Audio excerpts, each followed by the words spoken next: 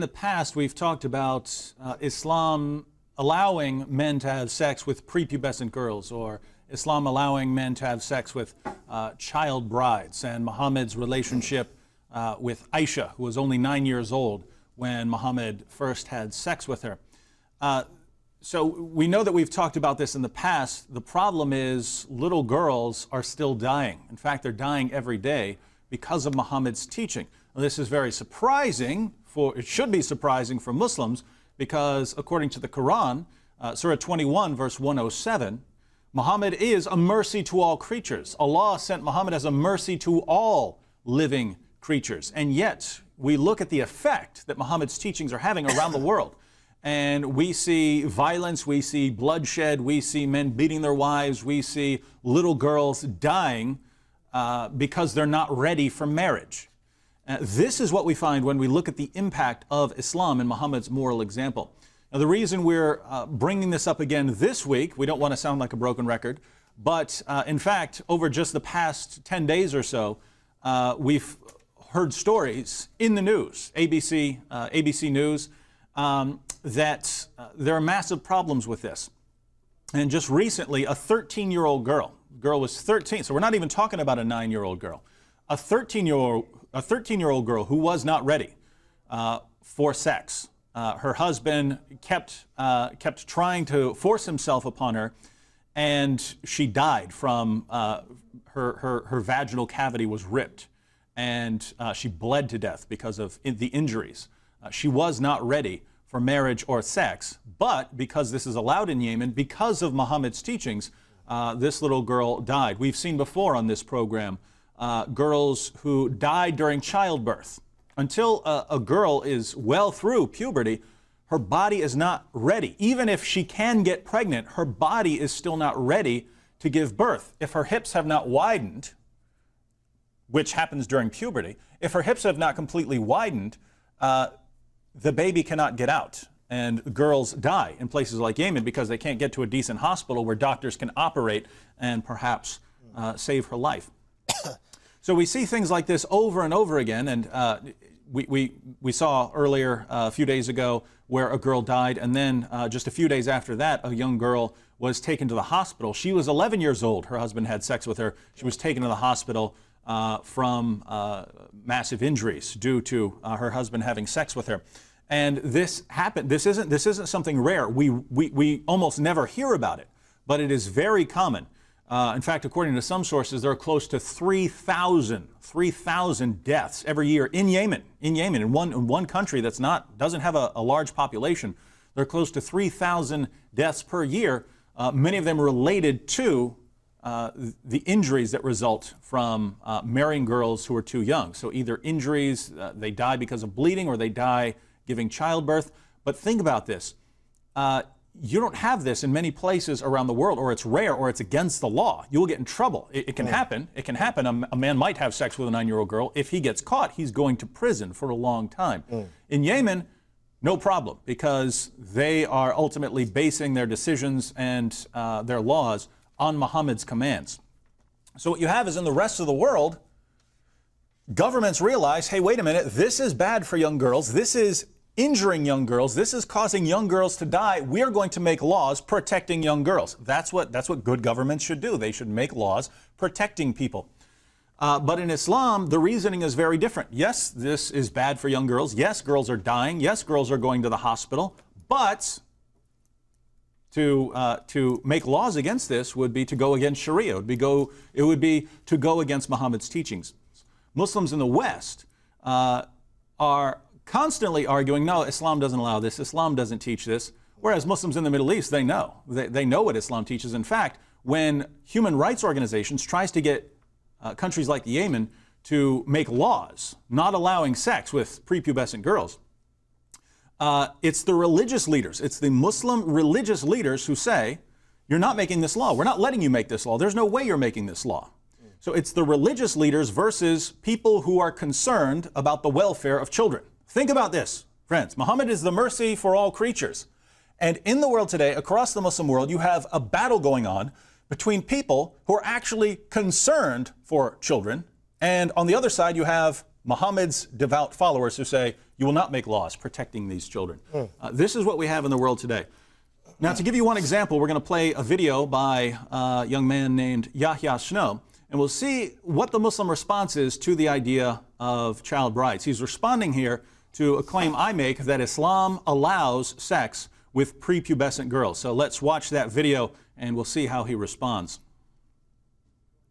The Quran and Hadith certainly allow sex with prepubescent girls. He was certain.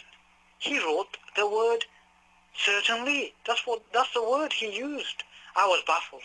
As an individual who researches Islam, I have never come across such a teaching in Islam.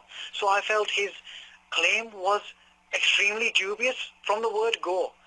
But I went to the 4 great schools in Islamic law. The madhab of Abu Hanifa, Imam Shafi, Imam Malik and Ahmad bin Hanbal. All Muslims worth their salt know who these individuals are and the type of authority these individuals bring to the table. These scholars and their subsequent researchers, let's not forget the researchers, knew the Quran and Ahadith better than David would. I repeat, they knew the Quran and Ahadith better than David would, and guess what? They do not agree with David Wood. All 4 schools of jurisprudence tell you that you cannot have sex with prepubescent girls. The game is up, David. The game is up. We realize David Wood is being unscholarly and misleading. Let me reiterate, he is being unscholarly and misleading. Why did David Wood not bother to do a bit of research before making such an erroneous claim? A bit of sincere research, it would have freed him of such error, such humiliation. It really would have. I mean, he could have just hopped onto muhaddith.org, which shows that the great Hassan al-Basri taught that Islam does not allow people to do anything of an intimate nature with somebody who has not reached puberty. Hassan al-Basri knew Islam better than David Wood. Did David Wood not stop to look at the work of the famous Orientalist William Montgomery Watt? This man was no friend of Islam, but this man never made such unscholarly claims as David Wood, though Watt knew Islam better than David Wood. Do you notice a pattern developing here? All those who know Islam better disagree with David Wood. All authorities, either scholars and Islamic law, as well as those who know Islam sufficiently well, disagree with David Wood. Essentially, our brother David Wood was presenting misinformation, erroneous claims. Quite simply, David Wood was wrong, badly wrong. David, I don't want to prolong your agony and embarrassment. I'm sure you realize your mistake that you've made here, but I do ask you to lend me your ears for a few more moments, please, please. Let me make a few suggestions, friendly being the operative word. I'm not forcing you to take up these suggestions, but I believe it will be prudent for you to do so. Please do so. I believe you got this misinformation or these false claims from a Christian website. I'm not going to say which one I believe it to be, but this is my gut feeling, not a fact. But if this is the case, then I ask you to go to the website that you got this misinformation from. Let them know that they are wrong. Ask them to remove their misguided claims from circulation before it misleads, beguiles and misguides others, just like it misled you and beguiled and misguided you, and it threw you into the arena of manifest error. It really did. I also ask you to do something else, brother. I ask you to apologize to my Christian friends, as you were presenting misinformation primarily to them. So please do this. And finally, I ask you to apologize to the Muslim community who have been deeply hurt by these false claims of yours. But I'm an individual who likes to end on positive notes. I feel we can learn a great deal of wisdom from this. We can realize that this unfortunate episode teaches us that we should learn Islam from the Muslims. Go to your local Islamic center if you're looking into Islam. Go to authorities in Islam, scholars, those who know Islam well, learned Muslims. Ask them questions. And the Muslims also realize that they should be on their guard against misinformation about Islam. There's a lot of propaganda, false propaganda out there about Islam that's being propagated by those who do not like Islam. Why? Well, I just want to say something first, David. Very interesting video, and you are humiliated and prolonging your agony and humiliation. And it's very interesting because perhaps this Yahya Snow this is interpretation of Surah 9:29, until they feel themselves humiliated. Yeah, trying to humiliate me. Go ahead, Brother David. Well, I don't know how I'll ever recover from such an amazing and devastating critique. Muslims, please send sympathy cards, attention David Wood, to ABN. Yes. I suppose I'm deranged from even attempting to reply, but I will. By the way, that picture, the picture he was showing of me, that was from a debate at University of California, Davis, versus a Muslim named Ali Ate, if you want to watch that debate online. It's a pretty fun one. Now, think about what this young Muslim is claiming. I haven't done my research. In fact, he says I haven't done the slightest bit of research on this issue, and that if I had, well, I'd see that Islam condemns sex with prepubescent girls. Now, the problem I have with that is that claim is absolutely false. If you go to any of the Muslim sources, you find what I'm saying. And notice, even though he's saying, if you go to the 4 schools and this and that, where did he actually give you a reference to a trusted Muslim source? He didn't give one specific reference. He didn't give one place where you could actually go and look up what he's saying. We could call this lack of references syndrome in Islam. Yeah. I find it constantly among Muslim apologists. Absolutely. They'll say, oh, this is in the Hadith, and this is in the Qur'an, and this is in the commentaries. Where is it in the commentaries? Because I never find that in the commentaries. So think about this. He said 4 schools. Well, what are the 4 schools? What do all 4 schools base their interpretations on? They base it, for the most part, on the Qur'an and the Hadith. So let's look at the Qur'an and the Hadith and see what the Qur'an and the Hadith declare on this issue, and we'll also consider 3 of the greatest Muslim commentaries on this issue and see where the truth lies. First of all, the most important verse in the Qur'an is Surah 65, verse 4. Let me read it to you. And as for those of your women who have despaired of menstruation, so women who don't menstruate anymore because they're too old, if you have a doubt, their prescribed time shall be 3 months. So this is talking about if you're divorcing a woman and she doesn't menstruate anymore because she's too old, what do you do? What's the prescribed waiting period before divorcing her? And it says 3 months. And of those who have not had their courses, those who haven't had their period yet,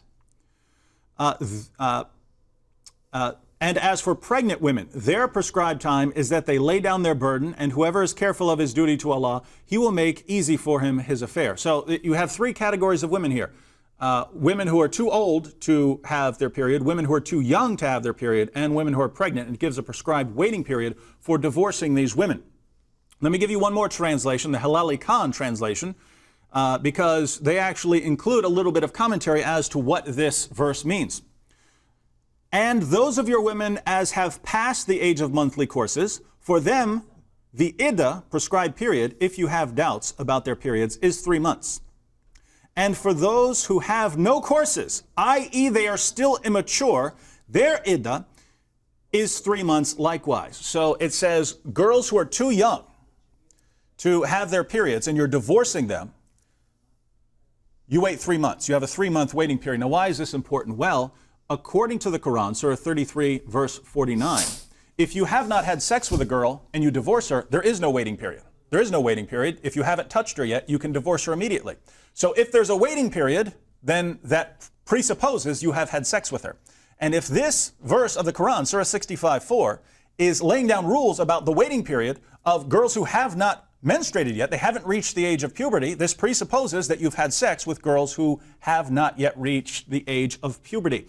But I understand I'm a Christian, and Muslims don't trust me. So if you don't trust me, I would assume that you would trust Ibn Kathir, considered the greatest commentator on the Quran of all time. Let's see what he says, commenting on this verse. He says, Allah the Exalted clarifies the waiting period of the woman in menopause.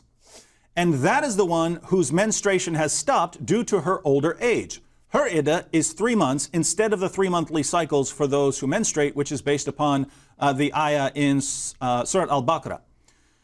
The same for the young, talking about young girls, the same for the young who have not reached the years of menstruation. Their iddah is 3 months like those in menopause. So girls who are too young to menstruate, their waiting period, if you're going to divorce them after having sex with them, is 3 months. Ibn Kathir declares that my interpretation of this verse is the correct one. The greatest commentator of all time says this verse means that after you've had sex with a prepubescent girl, you have to wait 3 months before divorcing her. If that's not enough, one of the other most famous commentaries of all time, Tafsir Jalalain, commenting on this verse, and as for those of your women who no longer expect to menstruate, if you have any doubts about their waiting period, their prescribed waiting period shall be 3 months. And also for those who have not yet menstruated because of their young age, their period shall also be 3 months. So the two Jalals agree completely with whose interpretation? My interpretation. If that's not enough, Ibn Abbas. If you're a Muslim, how can you doubt Muhammad's companion, Ibn Abbas, the founder of Quranic studies? What does he say? And for such of your women as despair of menstruation because of old age, if ye doubt about their waiting period, their period of waiting shall be 3 months. Upon which another man asked, so he's given the historical context, what was happening when this verse was being revealed. Upon which another man asked, O Messenger of Allah, what about the waiting period of those who do not have menstruation because they are too young? Along with those who have it not because of their young age, their waiting period is 3 months. So the historical situation that this verse was revealed in was someone raised his hand while Muhammad's revealing the verse and says, Muhammad, what about girls who are so young, they haven't even reached the age of puberty? If I want to divorce them after having sex with them, what's the waiting period? Quran says 3 months. Notice the Quran doesn't say, what are you talking about? Don't you know that in Islam you're not allowed to have sex with young girls? How dare you? Don't you know that several centuries later, Yahya Snow is going to say that Islam doesn't teach that? No, no, that's not what Muhammad said. He said, you wait 3 months for those prepubescent girls that you've had sex with. So think about this. He says, I haven't done the slightest bit of research. And what do we have? We have the Quran giving a very clear verse. If it's not clear enough for you, we can go to the greatest Muslim commentators of all time, including one of Muhammad's companions. And they all say this refers to young girls who have not reached the age of puberty. How do you divorce them after having sex with them? What's the process? And the Quran declares all of this. So Yahya says, David hasn't done the slightest bit of research. Well, if he said in his introduction, he said, he's never come across this teaching. Well, then he hasn't read the Quran. He hasn't read Surah 65. He hasn't read Tafsir of Ibn Kathir, Tafsir of Jalalain, or Tafsir of Ibn Abbas. He hasn't read the greatest commentaries or the Quran. If he hasn't, what are you doing defending Islam? What are you doing telling everyone they're wrong and they don't know what they're talking about if you haven't studied these issues? Now, if this isn't enough, we can look, of course, at a couple of hadith passages. I'll just quote you the relevant portions. If you want the full context, no problem. But let's just run through Islam's most trusted collections of ahadith. That would be Sahih al-Bukhari, Sahih Muslim, Sunan Abu Dawud. Those are the three most trusted collections on Muhammad's teaching. Remember, according to Surah 33:21, Muhammad is the ultimate example for mankind. You look at Muhammad, that's the example that you should follow. Muhammad had sex with Aisha. How old was she? Well, let's read. Sahih al-Bukhari 3895. Aisha said, and he consummated the marriage when she was 9 years old. Muhammad consummated marriage with Aisha when she was 9 years old. Sahih al-Bukhari 5133. And he consummated his marriage when she was 9 years old. Sahih Muslim 3309. And I was admitted to his house at the age of 9. This is Aisha speaking, saying that when she was finally taken to Muhammad's house, she was 9 years old. Sahih Muslim 3311. And she was taken to his house as a bride when she was 9, and her dolls were with her. Notice that passage, and her dolls were with her. That's very important. Sunan Abu Dawud 21:16. Aisha said, he had intercourse with me when I was 9 years old. Think about these passages. Aisha was 9 years old when Muhammad, the ultimate greatest moral example and the mercy to mankind, had sex with her. Since, according to the Quran, Muhammad is the standard, the moral standard, Muslims ever since have said, well, you can have sex with 9-year-old girls, no problem. And again, thousands of girls are suffering from this every year because of Muhammad's teachings, And that's exactly their justification in the news today, is that this is what the Prophet did, and therefore not only is this allowed, but it is desirable. It is even desirable for us to marry girls 6, 7, 8, 9, 10, because after all, we're obeying the Quran to follow the perfect example, Muhammad. Yes, and we talked on a previous show about this book, I Am Nujood, Age 10 and Divorced, about a young bride in Yemen who was married off at the age of 9. She was raped and beaten repeatedly by her husband. Note, in accordance with the teachings of Islam, beating and having sex with young girls, perfectly in line with Islam.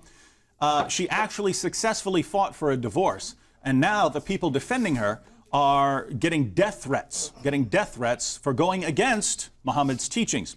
But let me just read for you one short passage based on what Pastor Joseph just said. This passage, she's telling the story of what happened when her father was marrying her off, and her sister tried to object. Her sister said, look, she's too young. She's only 9 years old. Watch what happened. That very evening, I overheard a conversation between Mona and our father. Mona was her sister. Nujood is way too young to get married, Mona insisted. Too young? Replied her father. When the Prophet Muhammad wed Aisha, she was only 9 years old. So think about this. That little girl is too young to be having sex. This would be obvious to any civilized person in the world. What was the response? You can't say that's wrong because Muhammad did it. And this is the justification that's used by Muslims in the Muslim world. Now, we know that Aisha was 9 years old when Muhammad first had sex with her. What does this mean? Had she reached puberty yet? Well, no, because think about that phrase, and her dolls were with her. And her dolls were with her. In English translations of Sahih al-Bukhari, they give us the commentary on what that means. And it's actually in the text. Let me read to you Sahih al-Bukhari, number 6130. Narrated Aisha, I used to play with dolls in the presence of the Prophet. The playing with dolls and similar images is forbidden, but it was allowed for Aisha at that time as she was a little girl, not yet reached the age of puberty. Follow the reasoning here. Islam forbids playing with dolls. Aisha said that when she was taken to Muhammad's house for him to have sex with her, she was still playing with dolls. And she continued playing with dolls after Muhammad had sex with her. Wait a minute. If it's forbidden, why was Aisha allowed to continue playing with dolls? We know the answer. If you hadn't reached puberty yet, if you're a girl and hadn't reached puberty yet, they'd let you continue playing with dolls. So if Aisha, the mother of the faithful, was still playing with dolls while Muhammad was having sex with her, what does this mean? It means she had not reached the age of puberty when Muhammad was having sex with her. We know this is the case. We know. Think about this. The Quran very clearly states divorce proceedings for girls that you have had sex with, even though they hadn't reached the age of puberty. Muhammad had sex with a 9-year-old girl, and we know since she was still playing with dolls, and this is forbidden for girls who have reached the age of puberty, Aisha had not yet reached the age of puberty. So Muhammad, the ultimate moral example, is having sex with a prepubescent girl, and the Quran, in response to a guy who's raising his hand saying, what about girls who haven't reached the age of puberty? What do we do then? And the Quran allows sex with these prepubescent girls. The Quran allows it. Muhammad set the example by doing it himself. How, in the name of common sense, can someone like Yahya Snow say, I've never run across this? All he can mean by that is he's never studied anything.